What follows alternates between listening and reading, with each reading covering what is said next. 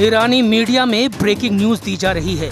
News एक cargo ship पर 2 missile धमाकों की है। धमाके रेवोल्यूशनरी गार्ड ने किए हैं। तस्वीरों में जहाज की हालत खस्ता लग रही है। ईरान ने ये चोट सुपर पावर को दी है।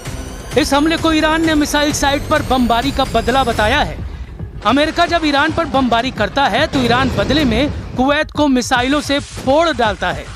ट्रंप जब ईरान नेवी को दहलाते हैं तो रेवोल्यूशनरी लड़ाके हॉर्मुज में तेल जहाजों को आग लगाते हैं। लेकिन अब ईरान, अमेरिका, इजराइल के बारूदी टकराव का एपिसेंटर है लेबनान। यहाँ फट रहे बम और मिसाइल अमेरिका इजराइल के रिश्तों को बिगाड़ सकते हैं, क्योंकि जिस तरह इजराइल यहाँ हिजबुल्लाह को मार रहा है उसे देख ट्रंप का कलेजा कांप गया है। ट्रंप ने नेतन्याहू से फौरन लेबनान में हमले बंद करने की अपील की है, लेकिन नेतन्याहू ने कहा है कि वो तब तक हिजबुल्लाह को बारूदी डोज देते रहेंगे जब तक लड़ाका ग्रुप का सफाया नहीं हो जाता। इजराइल के धमाकों को देख डर गए ट्रंप। बेरूत पर बमबारी, प्लेन से ट्रंप के उड़े होश।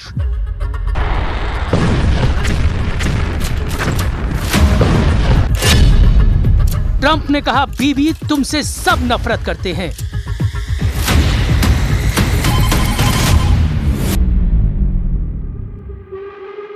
ट्रंप की धमकी बारूद से ज्यादा विस्फोटक साबित हो गई है।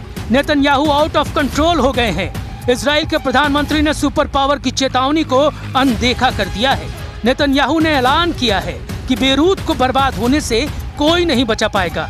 नेतन्याहू ने ये बात ट्रंप को भी बता दी है कि इजराइल का स्टैंड बदला नहीं है, उसका प्लान एक्टिव है।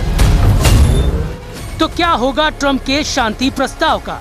क्योंकि ईरान ने कहा है कि अगर अब लेबनान पर एक भी बम फटा तो तेल अवीव में मिसाइलों की आंधी आएगी।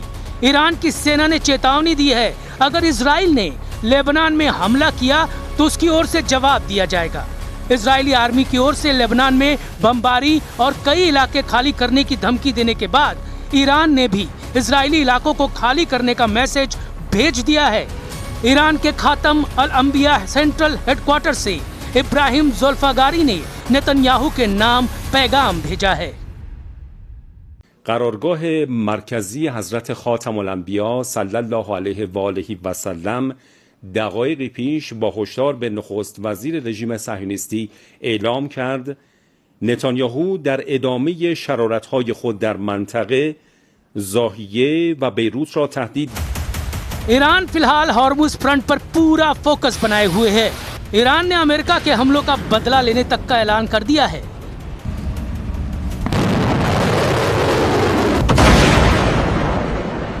वही तेवर, वही तेजी, वही स्टाइल, धमाके दर धमाके, मिसाइलों के, रॉकेट के, फास्ट बोट का एक्शन, रेवोल्यूशनरी फाइटर्स का दबदबा। ईरान ने अमेरिकी गुरूर को फिर से तोड़ दिया। अब की बार ये बताकर मारा है कि ईरान की हद में जो आया उसका सफाया तय है। ईरानी मीडिया रिपोर्टों के मुताबिक रेवोल्यूशनरी लड़ाकों ने पनामा के झंडा लगे एक जहाज को क्रूज मिसाइल से धुआं कर दिया है। असल में यह कार्गो जहाज अमेरिकी कंपनी MSC सरिस्का V का है, जिसे ओमान के तट पर करीब ईरानी युद्धपोत पर हमले के बदले में ईरान ने मिसाइल से दहलाया है। इससे पहले 1 जून को अरब सागर से गुजर रहे एक कार्गो शिप पर मिसाइल से हमला हुआ, जिससे इराक के तट पर एक बड़ा विस्फोट हुआ। ये मिसाइल हमला इराक तट पर कसर से लगभग 40 समुद्री मील साउथ ईस्ट में हुआ था। समुद्री सुरक्षा एजेंसी ने बताया कि टक्कर के बाद एक जोरदार विस्फोट हुआ। UK MTO ने मिसाइल हमले से प्रभावित जहाज की जानकारी साझा नहीं की है। इधर ईरान ने अमेरिका के साथ सभी तरह के संपर्क रोकने की बात कह दी है।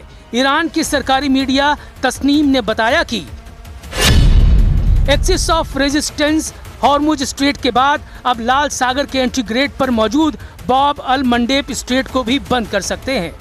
हॉर्मुज स्ट्रेट के बंद होने से दुनिया के कई देश गंभीर तेल और गैस संकट में फंस गए हैं। लेकिन अब अगर बाब अल मंडेब को वास्तव में बंद किया जाता है तो इसके विनाशकारी परिणाम हो सकते हैं।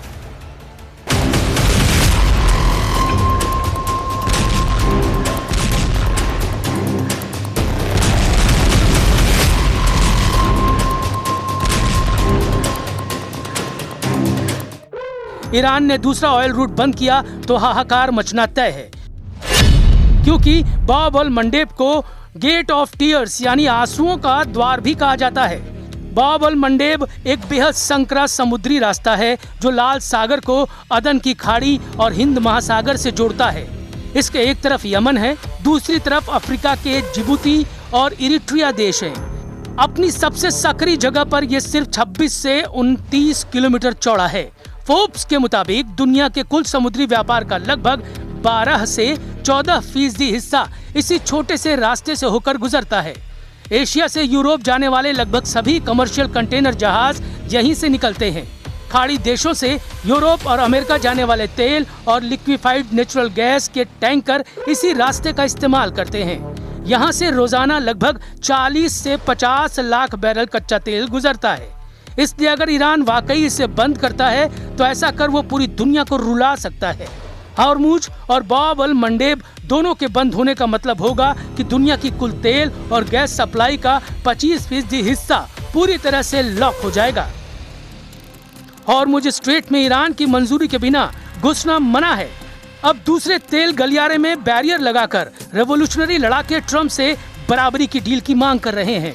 ईरान की बारूदी फास्ट बोट पहरेदारी कर रही है। जिस भी जहाज पर शक होता है उसे रेवोल्यूशनरी लड़ाके रॉकेट धमाकों से ब्रेक लगा दे रहे हैं। लेकिन अमेरिका कितनी देर शांत रहेगा? ट्रम्प कब तक युद्ध समझौते का इंतजार करेंगे? क्योंकि लेबनान में ट्रम्प की कही बात सच साबित नहीं हो रही है। बेरूत को इजराइल ढहाने के मिशन को ऑन कर चुका है। ईरान कह रहा है लेबनान में जब तक हमला होगा कोई समझौता नहीं हो सकता।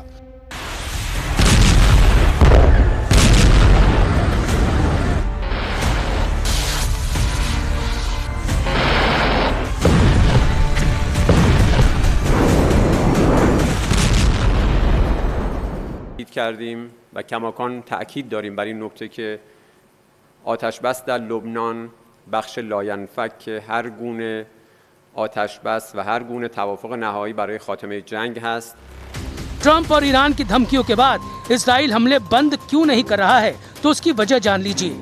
दक्षिणी लेबनान में हिजबुल्लाह लड़ाकों के ड्रोन हमले में इजरायली डिफेंस फोर्स का एक सैनिक मारा गया है और 3 सैनिक घायल हो गए हैं।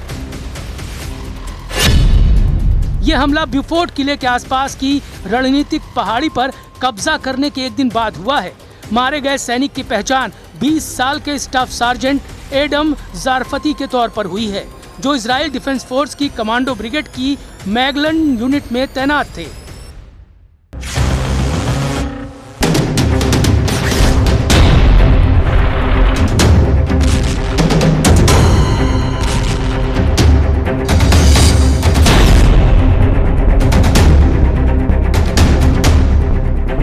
दिनों के युद्ध में दूसरे इजरायली सैनिक की मौत से युद्ध भड़क गया है।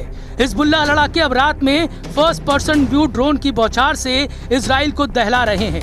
इसलिए आईडीएफ ने हिजबुल्लाह आतंकियों को नबाती से खदेड़ना शुरू कर दिया है।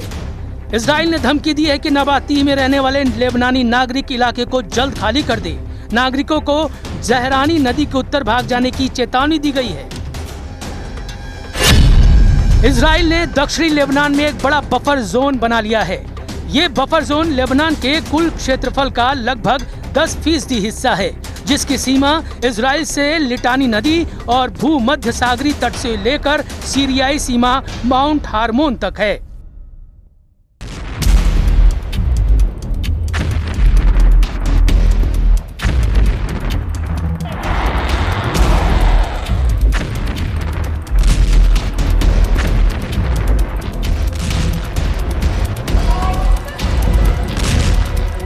हालांकि हिजबुल्लाह के गढ़ कहे जाने वाले बेरूत में अब भी लड़ाका ग्रुप का कंट्रोल है। हिजबुल्लाह चीफ नईम कासिम ताज पोशी के बाद सबसे ज्यादा दिन तक इजराइल को चैलेंज दे रहे हैं। इजराइल के लिए सबसे बड़ी मुश्किल ट्रम्प की बढ़ती नाराजगी है। अगर ट्रम्प ने इजराइल का साथ छोड़ा तो युद्ध में नेतन्याहू अकेले पड़ जाएंगे। बिना अमेरिका के इजराइल कितने दिन युद्ध में टिक पाएगा समझना मुश्किल नहीं, क्योंकि अब तो इजराइल के अंदर ही नेतन्याहू का भारी विरोध शुरू हो गया है।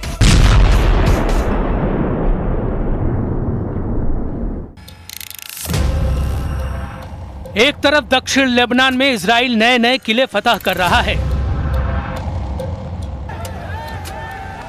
दूसरी तरफ उन किलों पर कब्जा जमाए रखने के लिए नेतन्याहू के सामने सैनिकों का संकट खड़ा हो गया है। इजराइल के कंट्रोल वाले पश्चिमी यरूशलेम में कोहराम मचा हुआ है।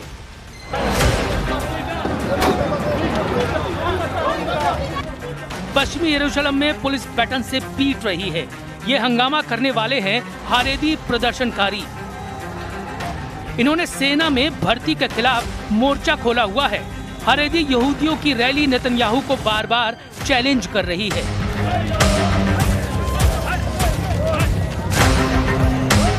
जब इजराइल ने गाजा, लेबनान और सीरिया में फौज में तैनाती की हुई है और ईरान से युद्ध किसी भी वक्त शुरू हो सकता है। इजराइल की सेना में भर्ती का मुद्दा बहुत गरमाया हुआ है। अनिवार्य सर्विस का विरोध चल रहा है।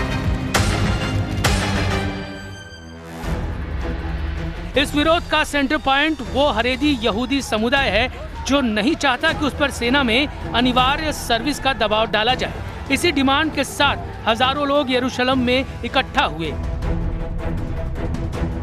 इजराइल में नेतन्याहू को हिजबुल्लाह और हमास से इतनी बड़ी टक्कर नहीं मिली जितना इजराइल के अंदर हारेदी समुदाय का विरोध उनके लिए मुसीबत बन चुका है। भ्रष्टाचार के मुकदमों के अलावा अब ये भीड़ नेतन्याहू पर आग बबूला है। ये लोग युद्ध में नहीं जाना चाहते। हारेदी यहूदियों की दलील है कि पवित्र किताब तोरा का अध्ययन इजराइल की हिफाजत करता है। ऐसा करना उनकी ही जिम्मेदारी है, इसलिए उन्हें फौज में भर्ती से छूट मिलनी चाहिए। हारेदी यहूदियों का मानना है कि सेना का माहौल उनके धार्मिक नियमों से अलग है, जहां पुरुष और महिलाएं साथ रहते हैं। खाने पीने के नियम भी ऐसे हैं जो उनकी प्रार्थना के नियमों से मेल नहीं खाते। हारेदी यहूदी समुदाय इजराइल देश की स्थापना को भी सही नहीं मानता। ऐसे में हारेदी युवाओं की धार्मिक आस्था कमजोर होती है।